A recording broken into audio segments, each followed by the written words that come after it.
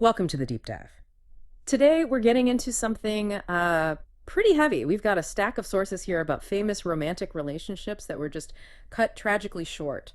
Right. And we're asking a pretty fundamental question.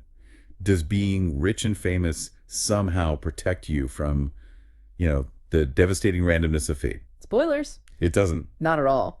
And our mission today is really to move past the headlines, past the immediate sensationalism. We're not just listing off No, we're tragedies. looking for the patterns. Exactly. We want to identify those enduring themes of love, loss, and legacy that pop up when devotion gets tested under this really intense public spotlight. Exactly. And to do that, we've organized these really moving stories into four distinct categories.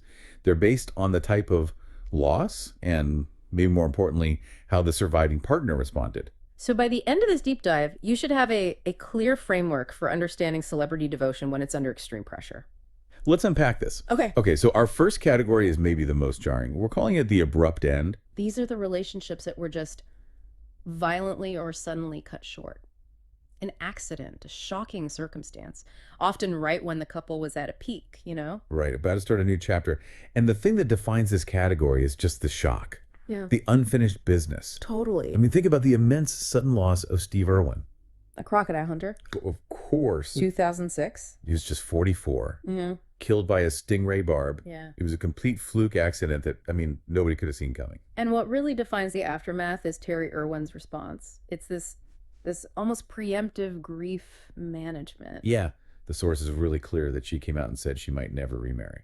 Her reason was that she already had her happily ever after with Steve, and that's what a remarkable public statement of closure. It is. It's a way of sort of um, immortalizing the relationship right where it ended. Yeah. We see that same kind of shocking unfinished potential with Selena and Chris Perez. Oh, that's a tough one. She was murdered by a colleague at just 23. 23. And she was right on the verge of releasing a major English crossover album. She was about to become a global superstar. And the their love tragedy is story just was already later. so difficult. They had to elope because her father didn't approve. So they'd already fought for it. They fought hard. Yeah. And their devotion was just getting to a stable place when it was just stopped. Now, contrast that with a total Hollywood fairy tale. Grace Kelly and Prince Rainier of Monaco. Right. Glamour meets royalty. She gave up her whole acting career for her royal duties. And then in 1982, a sudden car accident, two cerebral hemorrhages, and the whole perfect image just shattered. It did. And Rainier's response was this ultimate quiet devotion. You've never remarried. Never. And he chose to be buried right beside her in 2005. He chose that even though the fairy tale was cut short, for him, it was still his ultimate reality. It really was. Then you have another old Hollywood story, They were the Clark power Gable couple, and Carol Lombard, Lombard. before World War II. A different kind of glamour. Totally. And in 1942, Lombard was killed in a plane crash while she was on a tour selling war bonds. And that loss just drove Gable. He was already one of the biggest actors in the world, and he joins the Army Air Forces right after. Yeah, the sources all say he was, quote, never the same. It's such a proactive, almost He's desperate seeking action. response. Instead of just quiet mourning. Exactly. Which is a sharp contrast to the story of Keanu Reeves and Jennifer Syme. The emotional burden there is just immense. It's almost unbelievable. After the stillbirth of their daughter, which caused them to split up, they had just recently gotten back together. And then Syme died in a fatal car accident in 2001. When tragedy compounds on tragedy like that, it's not just about losing a partner. Yeah. It's about losing the future twice. And that leads us perfectly into our second category, which we're calling love under Where scrutiny. devotion Devotion had Okay. to be maintained against these huge hurdles. Public opinion, professional rules, or just a destructive intensity. And the ultimate example of that has to be Spencer Tracy and Katharine Hepburn. Oh, absolutely. A 2-decade-long love affair that was basically an open secret. Right. Tracy was a lifelong Catholic, and he just refused to divorce his estranged wife. The studios were terrified of a scandal. So their entire relationship had to exist outside the official story. And what's really fascinating is what happened at the end. Hepburn was his nurse until he died in 1967. But she skipped his funeral. She did. Out of courtesy for his legal family, she skipped the funeral and was left out of the media reports. The public image overrode 2 decades of actual devotion. That's devotion that had to stay invisible. Now, the polar opposite of that quiet intensity would be Elizabeth Taylor and Richard Burton. Oh, yeah. Theirs was just Mm. chaotic, spectacular, and completely public. Married in 64, divorced in 74. Remarried in 75, divorced again in 76. It's exhausting just saying it. It is. And the sources agree the problem wasn't a lack of feeling, it was just too much intensity. Taylor famously said they loved each other almost too much. The passion itself was destructive. And yet, the memory is still there. Their old houses in Puerto Vallarta, the Lovers Art Bridge. It's a tourist attraction. A permanent reminder of that connection. The contradictions are just so stark. I mean, look at Marilyn Monroe and Joe DiMaggio. Right. A whirlwind romance that soured really fast. The marriage was tense, sometimes violent. And a lot of it was DiMaggio's jealousy of her as a sex symbol. They divorced in less than a year. And yet, after she died in 1962, his devotion became absolute. It's incredible. At the funeral. And then for 20 years, he sent roses to her grave several times a week. The sources even say his last words were about her. So he couldn't love her successfully in life. But he became perfectly, permanently faithful to her in death. It's like the scrutiny had to be removed for the devotion to become pure.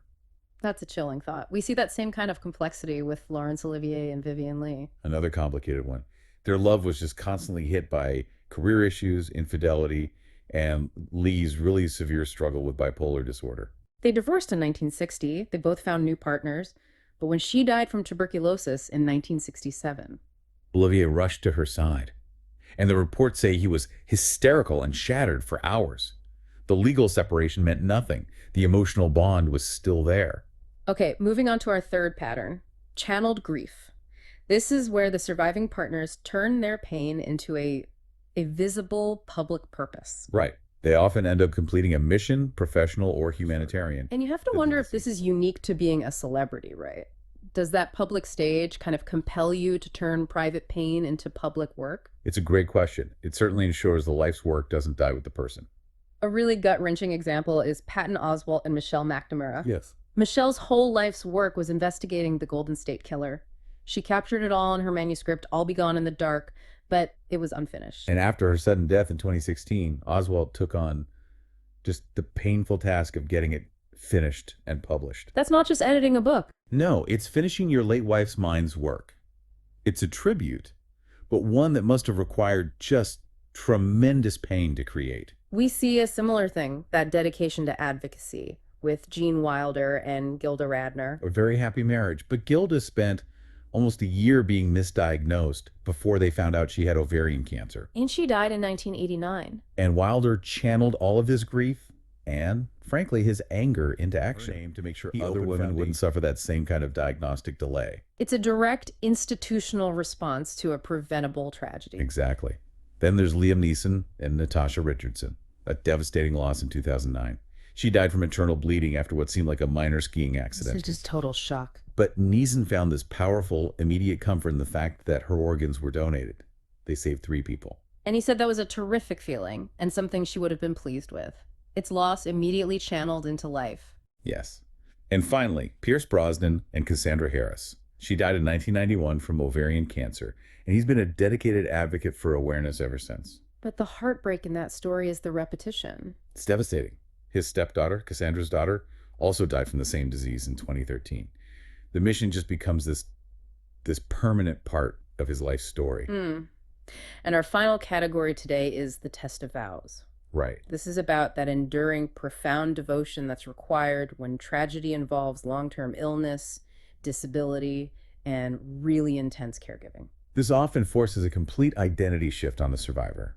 And the most famous Absolutely. example has to be Chris. After the Superman actor was paralyzed in 1995, he was really struggling with the idea of being a burden. But Dana's response was just so definitive. It was. She said, he's my partner, he's my other half. She framed it as the true test of the wedding vows. And their commitment transformed. It became this shared public mission for spinal cord injury research. A mission that Dana continued even after Christopher's death in 2004. And then, so tragically, she herself died from lung cancer just 2 years later. Their story is just the ultimate example of a caregiving couple turning inward to find a new, shared purpose. We see a similar thing with Patrick Swayze and Lisa Niemi. They were married from 1975 till he died from pancreatic cancer in 2009. And her caregiving role was so practical and intense. It was. She was tracking medical records, making special meals. She's a licensed pilot, so she was flying him to treatments. Wow. And she later reflected that his death wasn't the end of their love. She said true love comes from the same, well, suggesting the dedication was to You can him, also look not back at just to Meryl the Streep and crisis. John Cazale in the 70s. Right. Streep was on this meteoric rise, making films like The Deer Hunter, and she chose to take time off. To care for Cazale as he was dying of lung cancer, and she was balancing huge medical bills with her new fame. That sacrifice is huge. It shows that even in cutthroat Hollywood, the person can still come before the career. And just to round out this pattern, we have Paul and Linda McCartney. Their marriage was built on shared passions, Wings, animal rights. a true partnership. Linda's death from breast cancer at 56 ended a decades long relationship that was just fundamentally built on that kind of mutual support. So, we've looked at four really distinct paths for when fame meets fate. We saw the abrupt end, which demands that immediate closure. We saw love under scrutiny, defined by that complex, sometimes contradictory devotion after death. We explored channeled grief, turning pain into public advocacy. And finally, the test of vows, where dedication is really measured by that caregiving sacrifice. And I think the central lesson, if you weave through all these sources, is that while fame doesn't prevent pain at all, No, it absolutely amplifies the story. It often forces that private endurance or advocacy or just quiet sacrifice. it makes you realize that even with all the money in the world, the raw human responses, they stay the same. Right. And if you connect this to the bigger picture, it seems like celebrity status almost demands that the survivor become the living embodiment of their lost partner's legacy. So, thinking about all the stories we explored today, from Terry Irwin's lasting legacy, the secret devotion of Katharine Hepburn, Joe DiMaggio's post-mortem faithfulness, or the intense caregiving of Dana Reeve. Which response to loss do you find the most profoundly challenging? Or maybe the most aspirational? It's something to reflect on as you carry this all forward.